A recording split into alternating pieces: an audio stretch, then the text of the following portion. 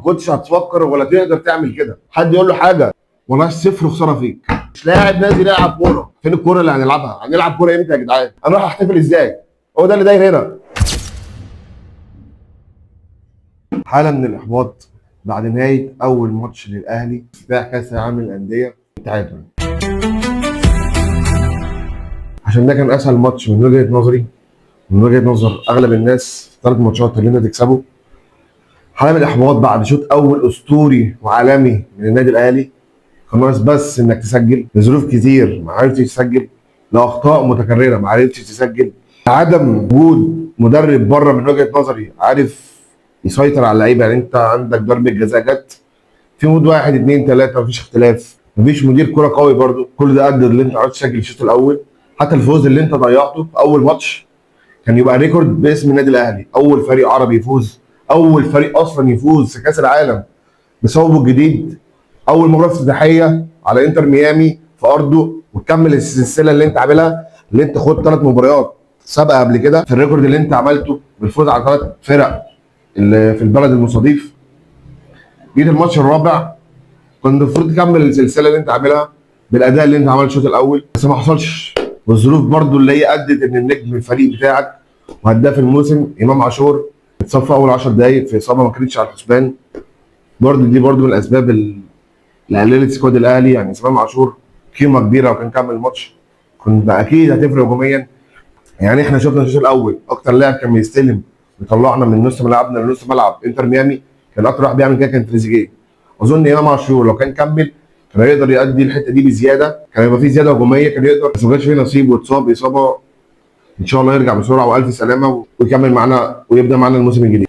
عامة برضه حابب اقول حاجة، يعني انا زملكاوي، اي زملكاوي طالع يشمت في اصابة ده كلام غلط. يعني انا هو واحد من جمهور الزمالك وعندي مشاكل محترم يا ابني والله. عندي مشاكل مع امام عاشور اكيد كتشجيع كجمهور في الاول وفي الاخر، لكن ان امام عاشور يخرج متصاب في بطولة زي دي وهو اكيد كان نفسه يلعب وكان نفسه يأدي، فاحنا نشمت فيه، ده كلام اي حد عمله غلط وما بيمثلش جمهور الزمالك في حاجه. احنا نضايقه نرازيه في الملعب، تحفيل، لا نعمل ضغط عليه في الملعب مثلا، مش الكلام ده تمام مقبول، لكن في اصابه يا تسكت يا تدعي له بالشفاء، لكن ما تتكلمش وتشمت فيه. ان شاء الله مع بدايه الموسم الجديد امام يرجع ويكمل تالق، يكمل في افريقيا، يكمل معانا في الدوري.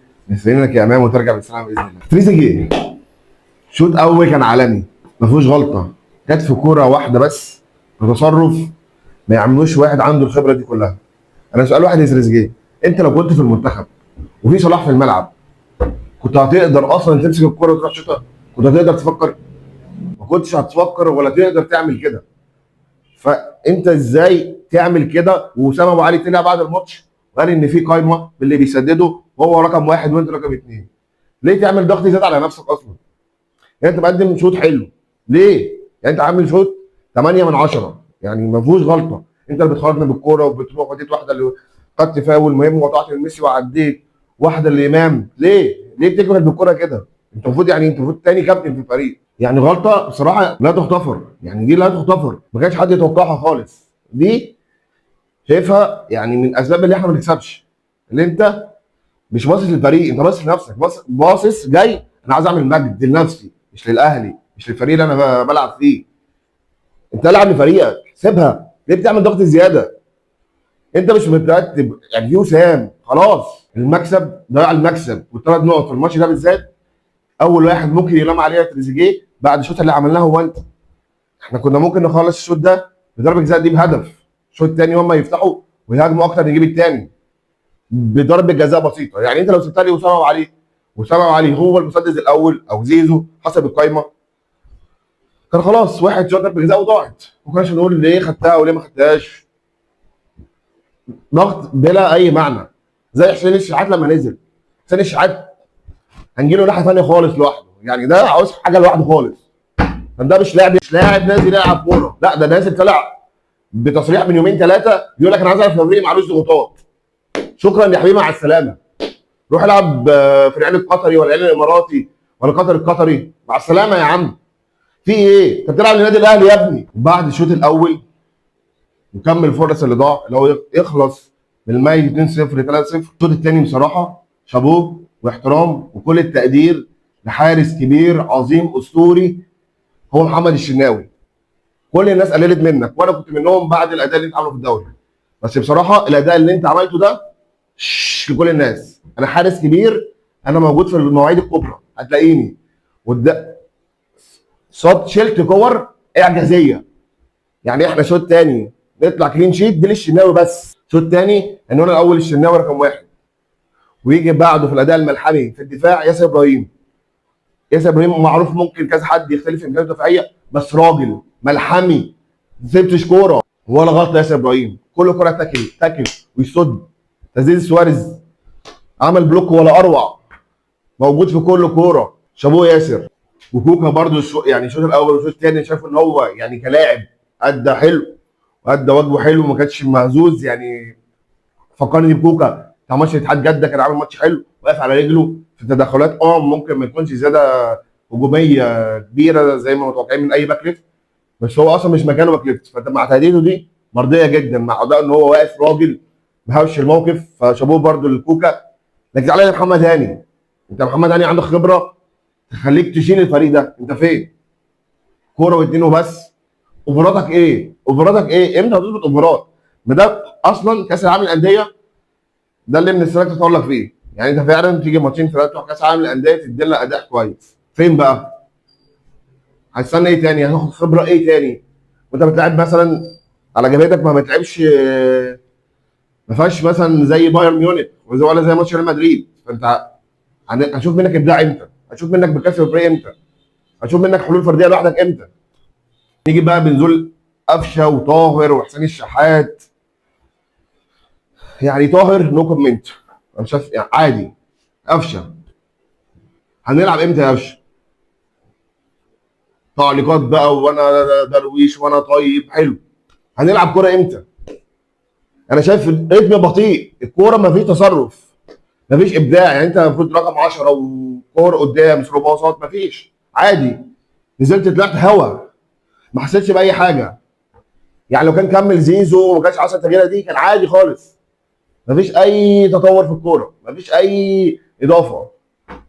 مش فاهم نطلع بشويه تصاريح ملهاش اي لازمه وفي اي حته ايه؟ فين الكوره اللي هنلعبها؟ هنلعب كوره امتى يا جدعان؟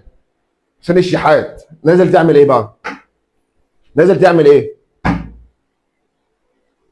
انت رايح في الدقيقه اخر دقيقه والحكم ما صفرش 4-2، معاك ثلاثه لسه نازلين، تروح على القريب لقفشه، على البعيده لطاهر، افتح وارفع. هتعمل ايه يا ابني؟ ما تركز في الكوره. انت مفيش تفكير في الكوره، مفيش حلول. هنا واقف 3 كور جات لك قبليها اتقطعت منك، انت ما عملتش فيها حاجه اصلا. الكوره على الخط، فاضل ماشي على الخط غير متلاحظ قدامك على اول ال 18 اتقطعت منك من غير ما تعمل حاجه. اول كوره نزلت لك شوطه وخلاص. انت نازل تعمل على مغري شخصي برضو، نازل بتفكر في انا ماتش افتتاح اول ماتش في كاس العالم، انا اللي هجيب الجون، انا اللي هكمل، انا اللي هكسب فرقتي، انا رايح احتفل ازاي؟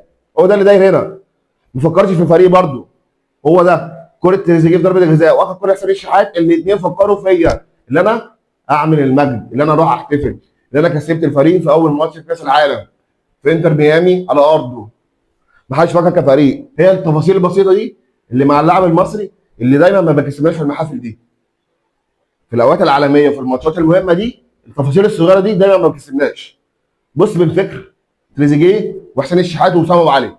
سام ابو علي في ضربه الجزاء لما تريزيجيه خدها منه وراح، وهو عمال يقول لكابتن، عمال يبص للدكه، حد يقول له حاجه يا جدعان؟ مش في قايمه؟ مش في مدير فني قايل مين يلعب يا جدعان؟ حد يتكلم؟ فيش. فين يا جدعان حد يقوم يقول حاجه؟ بعديها بعد الهجمه دي وسام اكتر واحد محبط ان هو مش ضربه الجزاء، راحت علينا كوره وسام ابو علي هو اللي شاتها من على خط ال 18. الكوره دي لو دخلت جول اخر واحد يلام مين؟ وسام ابو علي المهاجم الصريح بتاعك، اخر واحد يدافع. هو اللي راح شاط الكوره دي بعد الاخفاق اللي عمله تريزيجيه. كان ممكن يقول يا عم خلاص ويرجع وخلاص، يا عم ضربه جزاء وما شاتتش ومفيش حد. الفرقه بقى انا هرجع ليه؟ حقه على الاقل دقيقه ولا دقيقتين، ده ما كملش. عشان ليه؟ بيفكر كفريق. راح وشال الكوره، والكوره دي هي اللي ممكن حافظت على حظوظنا اللي احنا ممكن نتاهل. الكوره دي لو دخلت جول والشوط الاول خلص 1-0 وبدات الشوط الثاني خسران وفتحت خطوطك وضاغط وعايز تجيب الثاني، هم اللي كانوا هيجيبوا الثاني والثالث وكان ممكن ساعتها انتر ميامي هو اللي خلص الماتش 3-4. انا بالنسبه لي اللقطه دي هي دي لقطه المباراه، ان واحد اتظلم وحس انه اتظلم وتاخد حقه في انه يشوط ضربه جزاء، رجع من غير ما يفكر. عشان ليه؟ فكر كفريق. لكن هنا تريزيجيه وهنا الشحات فكر في نفسه. تغييرات بصراحه نو كومنت عليها. في لعيبه كان ممكن تكمل، في لعيبه بتشحر عايزه تطلع. علامه استفهام على ديانج وبن شرقي، اثنين اجانب عندك، اثنين محترفين هم اللي بيعملوا المفروض فارق عندك في القايمه. ما نزلوش خالص. على حساب مين مش عارف. يعني واحد زي بن شرقي على حساب حسين الشحات. هتقول لي مثلا بن شرقي دفاعه مش قد كده، حلها انت يا باشا. نزل ديانج يغطي وراه، حلها انت. يعني يلعب 4-4-2 وقفل الاربعه بتوع نص الملعب ما يطلعوش، وخلي قدام بن شرقي وجراديشار تلعب عليهم كور طويله. لكن فين الحلول؟ مفيش. وينج بوينج وخلاص. تقييمات سريعه تشكيله الاهلي. محمد الشناوي 10 من 10 ولا غلطه، اسطوري يا ابني، هو ده اللي احنا مستنيينه منك. محمد هاني لسه زي ما انت ناشئ ومستنيينك تاخد خبره. ان شاء الله هتاخد خبره على 2030 او 2040 ان شاء الله في كاس العالم، وانت عندك 40 سنه يكون عندك خبره كبيره. 3 من 10. اشرف داري ماتش متوسط. 5 من 10. ياسر ابراهيم اداء رجولي، هديله 9 من 10. كوكا كان ناقصه بس الزياده الهجوميه، ودي ممكن برضه تكون تعليمات المدرب، بس هو كان واقف على رجله مش هايب الموقف. 7 من 10. حمدي فتحي كان مختفي كتير بس كان برضه متواجد، هياخد 6 من 10. مروان عطيه هديله 6 من 10. تاكلينج رائع وعلى راسي. دفاع تقطع كور حلو، ماشي يا عم. فين الكوره بقى اللي هتخرج بيها بالدفاع؟ يعني انت في كوره جات لك مش عارف تلف وتطلع بيها، قلت له ما تبصليش تاني كده. حلو قوي يا باشا التاكلينج والقطع وكل حاجه وعلى راسي، وخدت الكوره من ميسي مرتين ثلاثه، حلو. بس انا مستني من لاعب نص الملعب ان هو يطلع بيا من الدفاع للهجوم. مستني من لاعب نص الملعب ياخد الكوره ويلف ويعمل باص. دي لسه مش موجوده يا مروان. يعني على عيني والله المجهود ده كله، بس انا عاوز لاعب يخرجني ثرو باص افتح.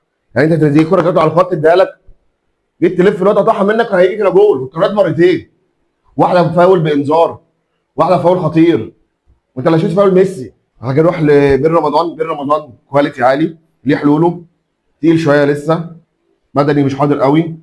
اخر لمسه قدام يعني مش قوي بس كان حاضر. اظن لما ياخد مع فريق كتير والبدني بتاعه يحضر يبقى اعلى من كده. هديله برده 6 من 10. تريزيجيه من غير ضربه جزاء 8 من 10، ضربه جزاء 1 من 10. عشان دي مش حركه لعيب كبير، انت مش جاي كبير على الاهلي، انت عادي لاعب عادي برده. في الاخر الاهلي جاي يضيف لك، انت جاي مع الاهلي وتشارك في كاس العالم للانديه. انت الكوره دي عمرك ما كنت عم تعملها بره مع اي فريق بره، عمرك ما شفتها. يعني انت اصلا بره مش مصدر ضربات جزاء، مع المنتخب مش مصدر ضربات جزاء، مع الاهلي زمان مش مصدر ضربات جزاء. الكوره دي مش عيل صغير همسك في الكوره واشوطها انا. اسامه ابو علي 7 من 10. موجود الشوط الاول على مدار 45 دقيقه ما قصرتش. اخر كوره في الشوط الاول انقاذ اسطوري. 7 من 10. امام طبعا لا تقييم والف سلامه وان شاء الله ترجع بالسلامه. نزل مكانه زيزو. زيزو ما كانش جامد ولا كان وحش، كان عادي، فهديله 5 من 10. حسين الشحات والله الصفر خساره فيك، والله العظيم الصفر خساره فيك. اللي انا اقول اصلا ان حد يطلع يتكلم ولا يحلل اداء خساره فيك. قفشه 0 يا قفشه. طاهر 1. جراديشار 1. ممكن تعادل مخيب للامال. كان نفسنا نكسب، كان المباراه في الامكان قوي، كان في ايدينا نجيب هدفين وثلاثه، بس ستيل خدت نقطه. ستيل فرصه صعودك موجوده. قدامك ماتشين بالميراس وبورتو. لعبت بالميراس مرتين قبل كده، تقدر تلعب قدامهم تاني وتكسب. بس تحط ده في دماغك، تحط فرقتك الاول قبل نفسك. الكلام ده للعيبه معينه، تحط فرقتك الاول قبل نفسك، تلعب للفريق كمجموعه. يا ريت نلعب الماتشين الفاضيين برجوله شويه، العب للفريق. شكرا.